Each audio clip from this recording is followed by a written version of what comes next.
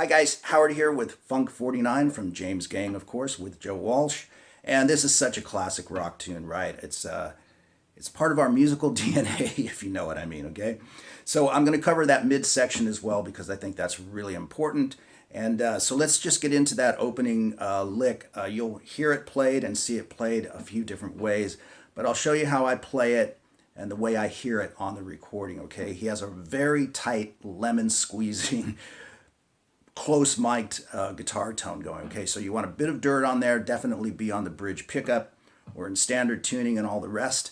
And it opens with a bend on the 7th fret, a full step bend, a little bit slower than what I played it out the gate, but just give it a nice lazy bend. And you'll hear this little click, right? And sometimes those little clicks in between, to my ears, are a little bit overemphasized when you see it being demonstrated, because a lot of it's just his pick noise, you know, what he's doing in between. He actually plays it pretty loose. You'll hear some open strings ringing through. It's kind of meant to be not sloppy, but really loose, okay?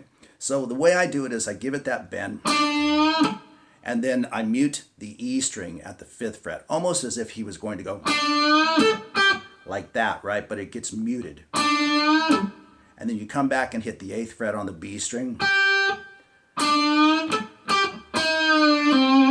And so you want that note to be pre-bent when you come back. And that is definitely a pull-off. And you'll hear a couple of open strings come ringing through because it just kind of happened, right? So slowly we have...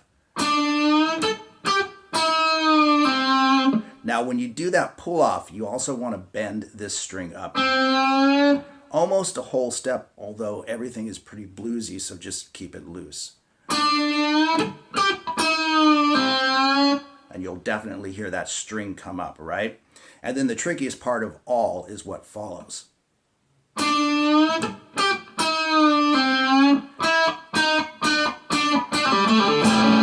So what you've got to do is, once you've bent the G string at the 5th fret up, you want to pre-bend at the 7th fret and get as close as you can to a full step, although it doesn't have to be perfect. It is the blues after all. But pre-bend it, and you slowly release it. If you listen to the recording, basically the pitches you hear are this.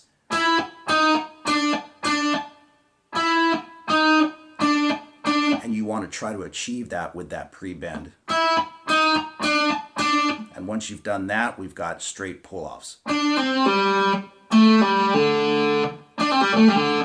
And then we are into the main riff.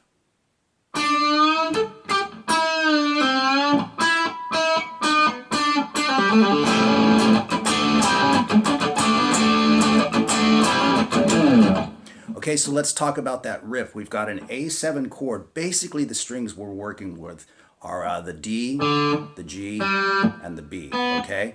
So, but at first he does employ that open A string and kind of just lets it ring. So you can see it on the tab, but I'm barring the D, the G, and the B string at the 5th fret, and then you're hammering up to the 6th fret for that C sharp note to form an A7 chord. And like I said, coming off of the, he has that open A string in there as well, and he kind of just lets it ring, you know,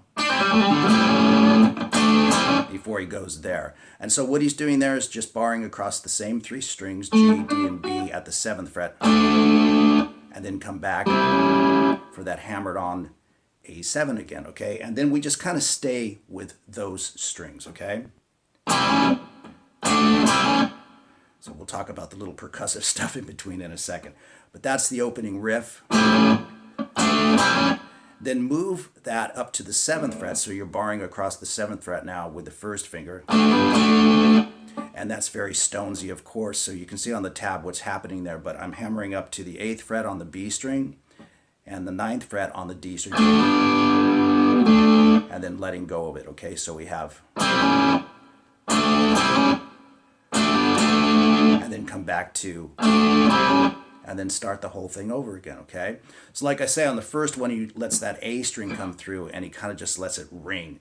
And there's a lot of just grit, if you know what I mean. Keep it loose, kind of even like a little bit sloppy, you know, and he kind of vibratos the strings as well.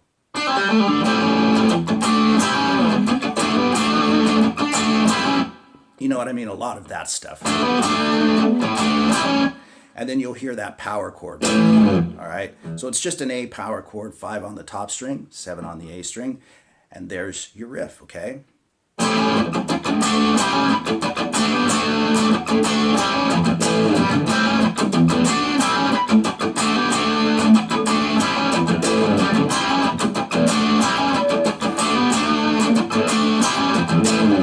But there's a lot of percussive stuff going on in between, right? So you've got a lot of muting going on here.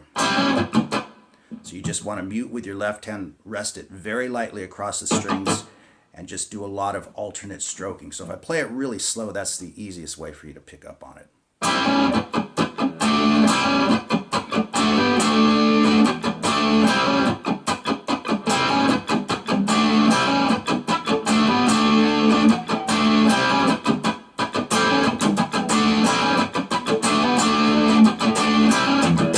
And then throw in that power chord in between each one.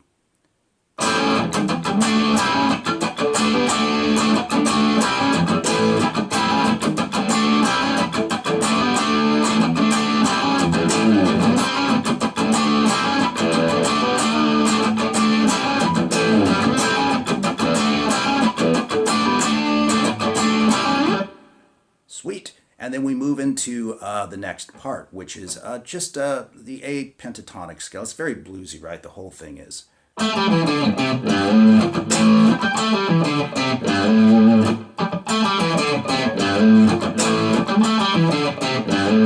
So that's pretty easy. You can see the tab up on the screen, but let me play it nice and slow for you anyway.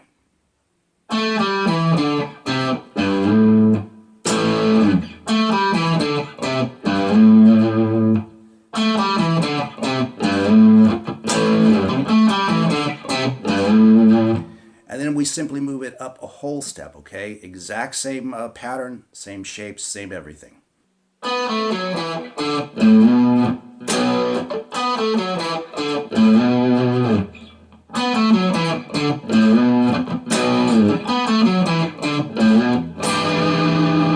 And at the end of that, we play an E7 sharp 9, which you can see on the tab, of course, but it's 7th fret on the A string, 6th on the D, 7 on G, and then 8 on the B string. And he vibratos the chord. So just shake it, right? So then that whole section is played like so.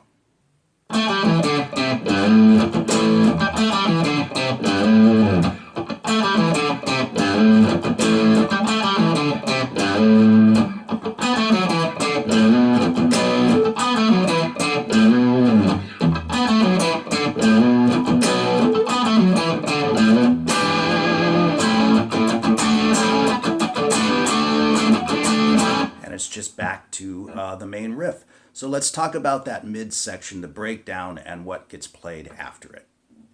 Okay, so there's a couple of things going on here. First and foremost, you can hear that the first thing you hear is doubled by 2 guitars, okay? Maybe just to pump it up or emphasize it or whatever, but after the percussion, you'll hear this breakdown, and the first thing you'll hear is this.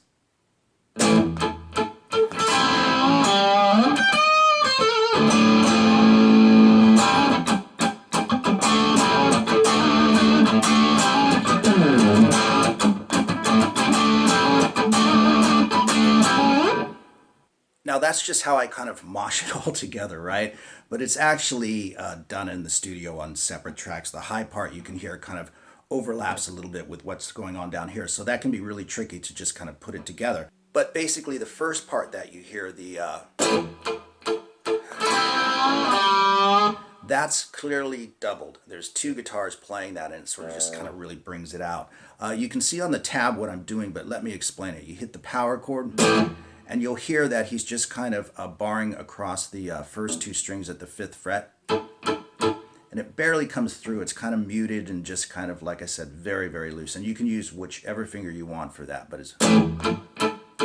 And then you rake upwards across the first 3 strings and grab, if you can, the G and the B string and just sort of pull them down toward your feet. And then reach up with another finger and grab the G string and give it a little bit of a bend as well. And that is how that happens.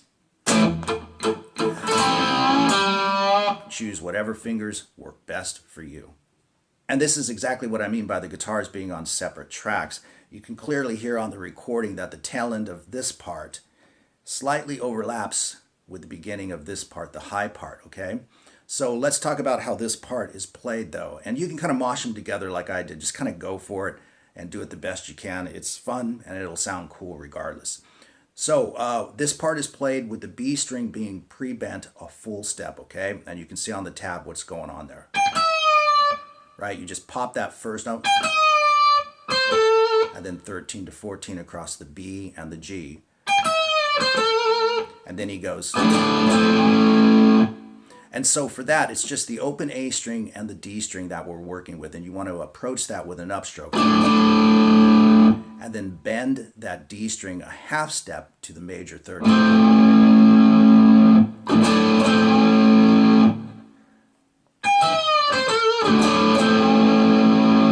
And then he returns to the riff, but his rhythm is slightly different.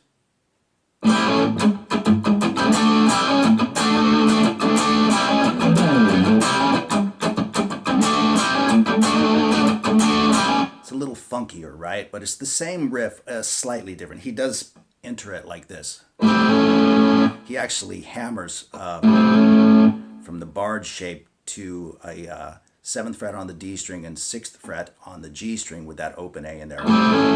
So you can do that if you want to, or just play it the way we've been playing it, right? But either way you choose to play, it's just that one time that he does it. And then he returns to just... But there's a lot less playing and more muting, if you know what I mean. So if I lock in his pocket, it'll be like this.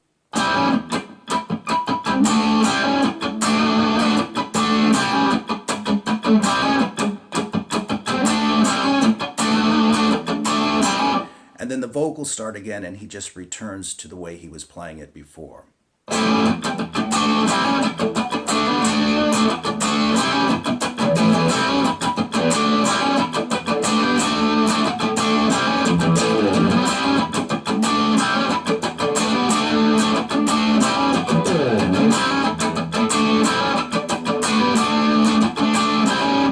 Just keep it really loose, you know, slide your power chords, do whatever you want to do, because it's going to sound pretty good. And as it starts to progress and fade out and loop, he kind of returns and starts getting funky again. So just, you know, mix it up, make it your own.